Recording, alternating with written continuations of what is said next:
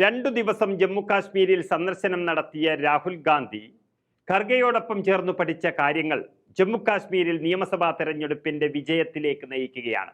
അതിന്റെ ആദ്യത്തെ വെടി പൊട്ടിച്ചിരിക്കുകയാണ് രാഹുൽ ഗാന്ധി. ജമ്മു കാശ്മീരിന്റെ സംസ്ഥാന പദവി പുനഃസ്ഥാപിക്കുന്നതാണ് ഇന്ത്യ സഖ്യത്തിന്റെയും കോൺഗ്രസിന്റെയും പ്രധാന അജണ്ടയെന്ന് കശ്മീരിന്റെ മണ്ണിൽ വെച്ച് തന്നെ പ്രഖ്യാപിച്ചിരിക്കുകയാണ് പ്രതിപക്ഷ നേതാവ് രാഹുൽ ഗാന്ധി.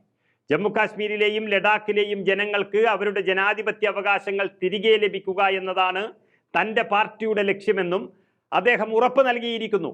എത്രയും വേഗം ജമ്മു കാശ്മീരിന്റെ സംസ്ഥാന പദവി പുനഃസ്ഥാപിക്കുക എന്നത് കോൺഗ്രസ് പാർട്ടിയുടെയും ഇന്ത്യ സഖ്യത്തിന്റെയും പ്രധാന അജണ്ടകളിലൊന്നാണ്.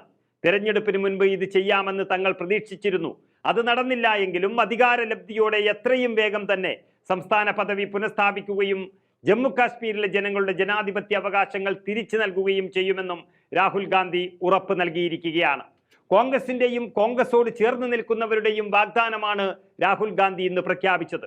ഇത് തന്നെയാണ് കശ്മീരിലെ പ്രാദേശിക പാർട്ടിയായ നാഷണൽ കോൺഫറൻസിന്റെയും PDPയുടെയും വാഗ്ദാനമെങ്കിൽ ഇനി അവർ സഖ്യമില്ലാതെ മത്സരിക്കില്ല എന്നതിന്റെ മുന്നറിയിപ്പ് കൂടിയാണ് രാഹുൽ ഗാന്ധി നൽകിയത്. ഒറ്റ എതിരാളി BJP എന്ന് പ്രഖ്യാപിച്ചാൽ മറ്റുള്ളവർ വെവ്വേറെ മത്സരിക്കേണ്ട ആവശ്യമേ അവിടെ ഇല്ല എന്ന സൂചന നൽകിയാണ് രാഹുൽ ഗാന്ധി കശ്മീരിൽ നിന്നും മടങ്ങുന്നത്. BJP സർക്കാരിന്റെ തലതിരിഞ്ഞ ഏർപ്പാടും ചില പ്രദേശങ്ങളോടുള്ള പകവീട്ടലും വളരെ വ്യക്തമായി രാഹുൽ ഗാന്ധി അവിടെ തുറന്നുകാട്ടി. സ്വാതന്ത്ര്യത്തിന് ശേഷം ആദ്യമായാണ് ഒരു സംസ്ഥാനത്തെ കേന്ദ്രഭരണ പ്രദേശമായി പ്രഖ്യാപിക്കുന്നത്. അതിൽ ഉടൻ തന്നെ മാറ്റമുണ്ടാക്കുകയാണ് തങ്ങളുടെ ലക്ഷ്യമെന്നും വ്യക്തമാക്കി കൊടുത്തു രാഹുൽ. ഇത് മുമ്പൊരിക്കലും സംഭവിച്ചിട്ടുള്ളതല്ല. കേന്ദ്രഭരണ പ്രദേശങ്ങൾ സംസ്ഥാനങ്ങളായി പ്രഖ്യാപിക്കുന്നത് കണ്ടിട്ടുണ്ട്. പക്ഷേ ഒരു സംസ്ഥാനം കേന്ദ്രഭരണ പ്രദേശമാകുന്നത് ഇതാദ്യമാണ്.